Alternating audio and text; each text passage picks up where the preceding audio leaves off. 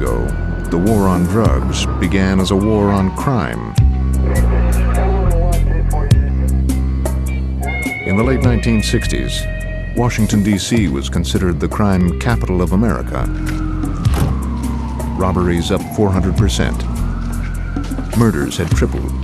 All of this a short distance from the White House.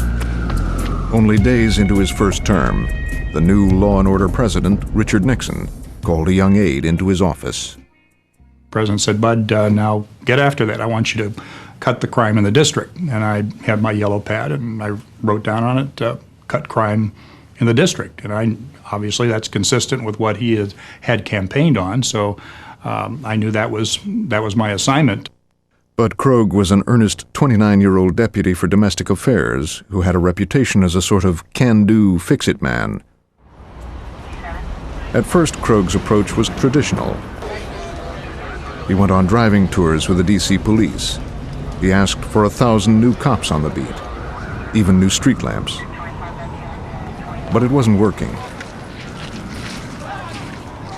Then an ambitious young psychiatrist, Dr. Robert DuPont, noticed that many of the men entering the D.C. jails had something in common: heroin addiction. Well, the question was, well, how big is this problem? I got a group of unemployed college students, and we went down to D.C. jail with our urine cups and collected urines from everybody who came into the jail for a 1-month period in August of 1969. And when we found that 44% of them were positive for heroin, this was remarkable. That study in the D.C. jail, I think, really focused and crystallized our thought that there is a very dramatic correlation between addiction, and it was addiction to heroin, and crimes that were committed to be able to support heroin habits. DuPont felt that the solution to the crime problem might be found by treating heroin addiction with methadone. Methadone is the only kind of treatment that deals with that chronic craving. And what it does is it satisfies the hunger for drugs of heroin addicts. And so what it gives him is a way of getting out of the slavery of heroin addiction. Since the early 1960s, researchers in the U.S. had been experimenting with a synthetic opiate developed by German scientists in the Second World War, which eased heroin addiction. The reasoning was that with free daily doses of methadone, an addict would no longer be compelled to steal. In early 1970, the White House decided to fund DuPont's project to distribute methadone to addicts in D.C. But it was a controversial idea. Many people worried that methadone was no more than a substitute narcotic. A lot of people say, a lot of professionals say, like, there's no euphoria behind methadone. But believe me, you can get just as high or even higher off of methadone than you can off of cocaine and heroin together. Have you had methadone yourself? I most certainly have. You got a high off of it? Yes, sir. Opposition to methadone ran deep. Another young staffer working in the Nixon White House was Jeff Donfeld. Many people felt that the introduction of methadone maintenance was nothing more nor less than an effort to subjugate the minority community in America because we wanted to keep statistics in order to determine the efficacy of our programs. Many of the liberal folks that I came across were absolutely convinced that this was an effort on the part of the law enforcement Nixon administration to gather a data bank of addicts so that they could all be locked up behind bars and never be seen again. I remember meeting one of the leaders of Washington Society, who was a very famous man. I'd seen his name in the news for years, and to meet him and his wife at a reception, I was very proud. I was very much in the news at that time. And so he had known me from some context to do with NTA, and he introduced me to his wife. And she spit on me and said she wouldn't talk to me, wouldn't shake my hand. And I was dumbfounded by that. And what happened? I mean, I'd never met her before. And the answer was that she was really upset about methadone. But DuPont was not alone. Many public health experts supported the use of methadone. In 1970, Dr. Benny Prim was running a methadone treatment clinic in New York.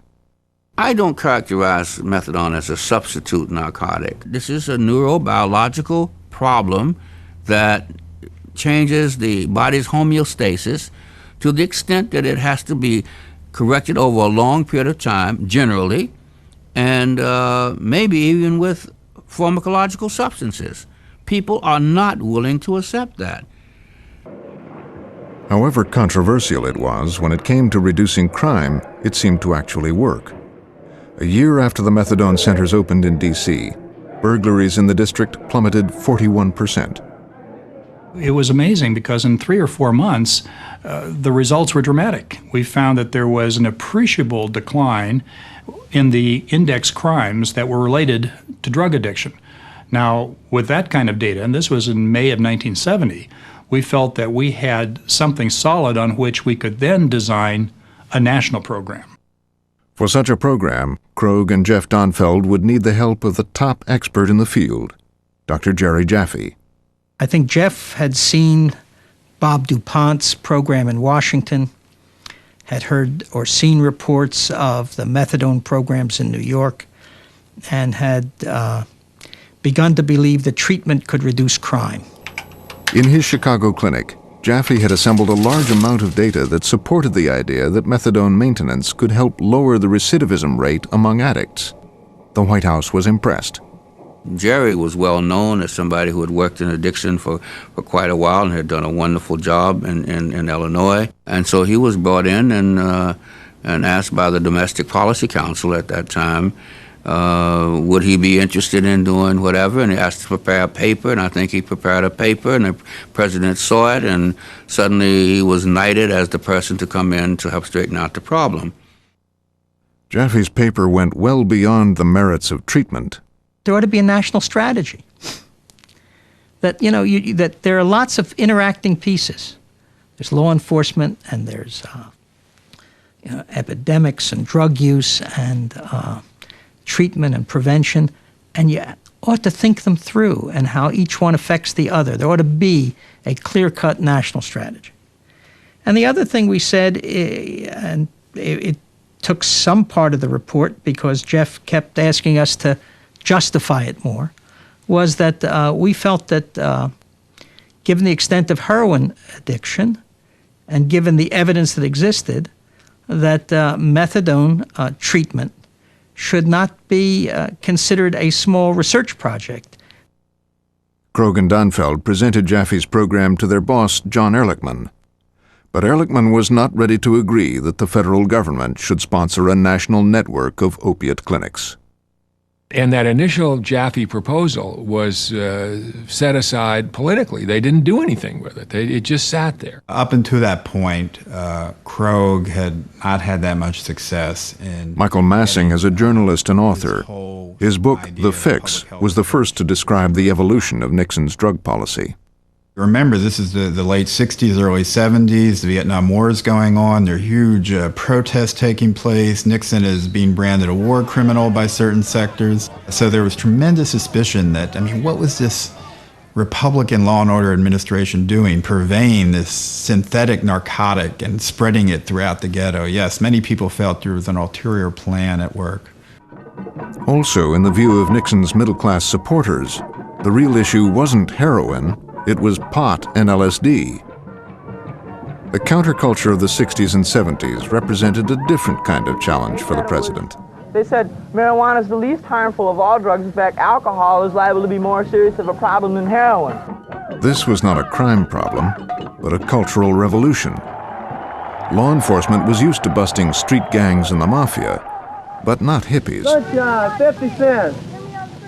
And though drug agents were chasing large-scale dealers of pot and LSD, and even closed the Mexican border at one point to stem the flow of drugs, the Nixon White House was reluctant to get too involved in another war at home.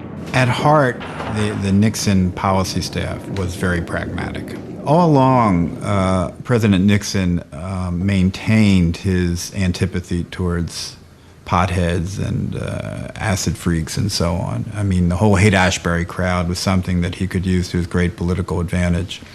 But if you look at the policy, in the first term, they really did not end up spending much time in terms of policy going after those people. Maybe going after these people and putting them in jail was not the best politics.